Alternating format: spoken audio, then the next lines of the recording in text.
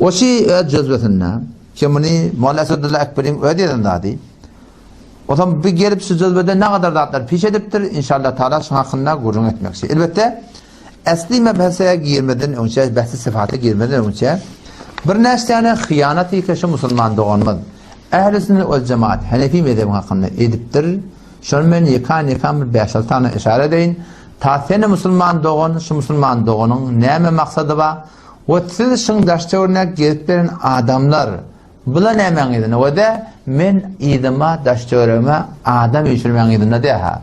İnelekem şu vasiydi vurulta galiben yeksa ve mantığı kelala o ne kadar adamla keşfede muhabbeti var men bilen taraf olacaklar.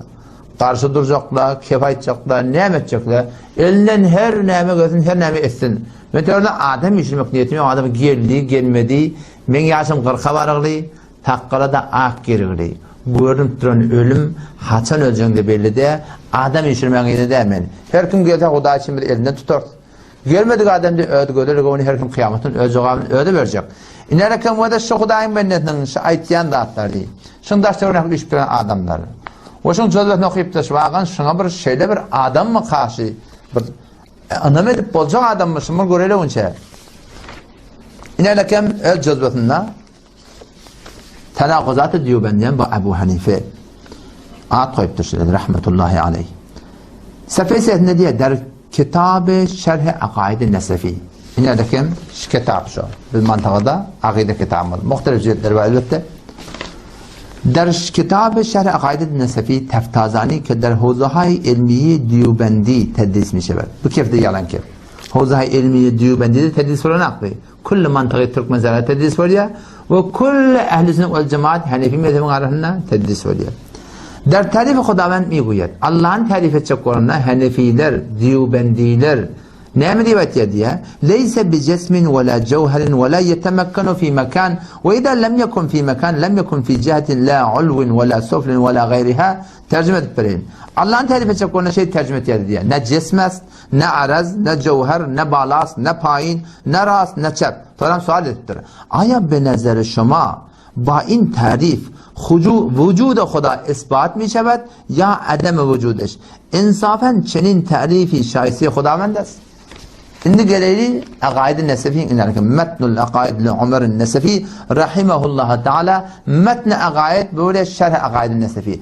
Evvelaten bar tamam şerh akaid-i nesefi'nin o da şey ibareti ki işte leyse bi cismin ve la cevherin ve la yetemekkanu fi mekan ve idâ lem yekun fi mekan lem yekun fi cihe şey ibareten şerh akaid-i nesefi'de tapmardın ve kod akaid-i nesefi'nin de metninde de tenşini tapmardın.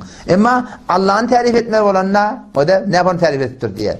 Geriyetin erkemetine akaid Ömer Nesefi rahmetullahi aleyhi akaid Nesefi o dedi vel muhtisu lil alem şu alem cihani döreden kim diye huvallahu teala o Allah teala hem zaten berter el vahid el kadim el kadir el hay el alim el semi' el basir el şai el murid o da Allah'ın tarif ettiği şeyle bir zat ki vahid kadim kadir zat dir zat alim zat hem de eşitip duran zat hem de görüp duran zat hem de halandan etiyen zat irade etiyen zat şöyle bir Allah'ımız var toram neme ve de sıfat-ı kemale Allah'ına aitti ondan sonra nemetti ol bir sıfatı ki mahluklarda var cisim olsun cismiyet de mahlukta o bu diyor cisim dedi ondan sonra neme dedi ona vela cevherin vela musavvar vela mahdud vela ma'dud vela mutabaad vela mutaciz vela muterakkib şöyle diye getirin ibaretin o da şunu idine vela derahim getiriyor şeyle getiriyor ne yaptır o da Müslüman doğun ulakam ve hıyanette amahim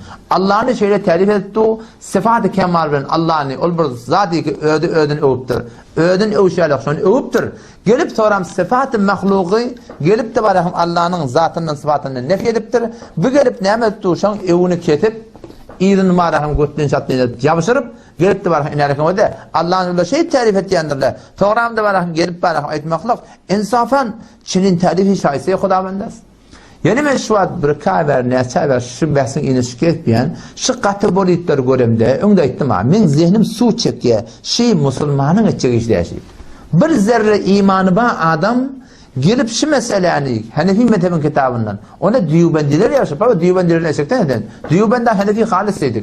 Diyubend Hanefi'den başka bir hatta. Gelip ne kimse akaid nesevi kullu mantıkada okuyan kitap. Şunu gelip şu parın celil vermeklik Müslümandan sonra ne mi diyeyim aslında?